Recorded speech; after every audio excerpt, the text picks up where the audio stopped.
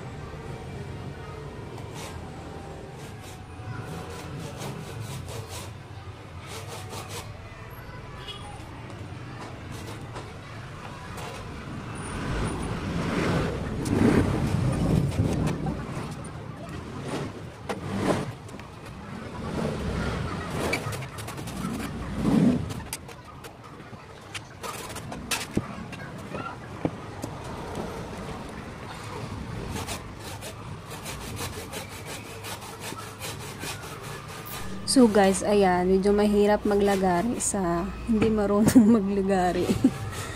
Kaya ayan, yung ginagawa ko bago siya maputol, inaano ko siya. Gagamitan ko ng kamay ko, hindi kaya pinupukpuk ko na sa semento.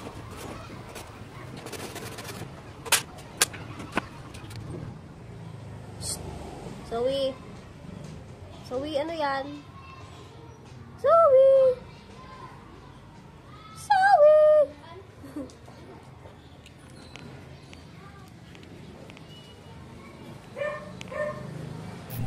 Hi guys! Kamusta po kayong lahat? At ngayon lang din ako ulit makakapag-upload ng videos. So, wala akong maisip na i-upload.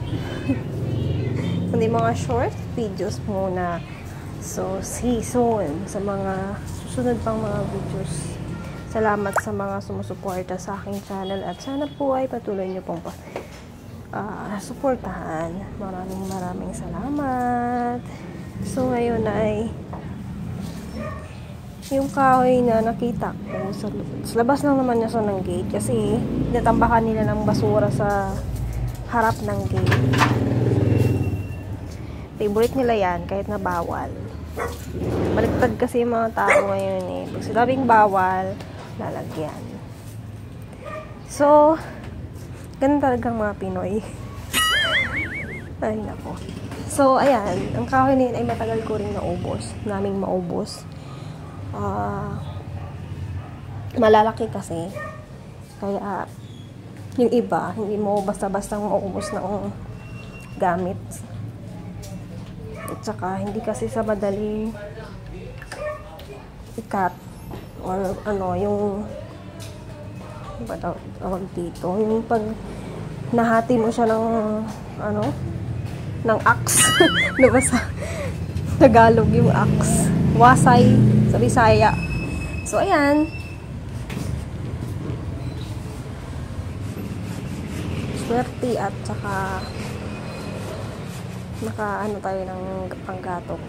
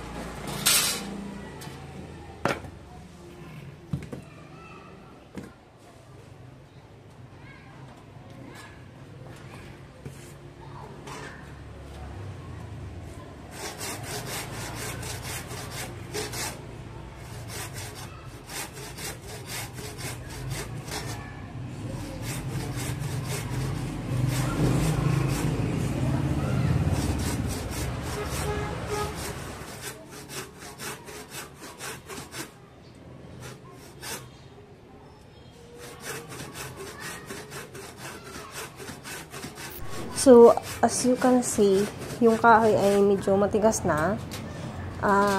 Patay na kasi yung kahoy na, yung tuyo na siya. Kaya mahirap siyang ikat.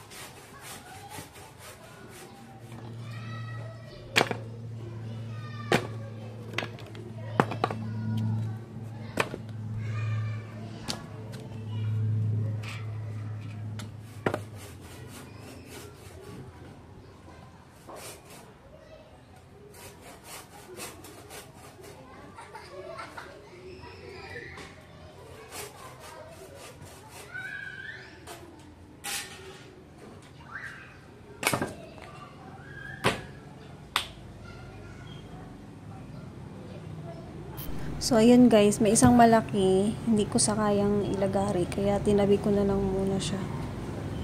Ayan.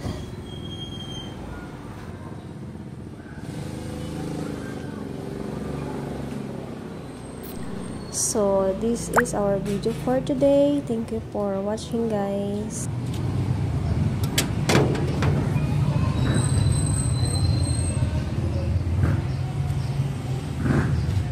Ayan, ang ating nakuhang panggatong. Natapos na tayo ng cut. Ngayon ay tingnan natin kung kaya natin yung bisakin. Paghati-hatiin. Ganun.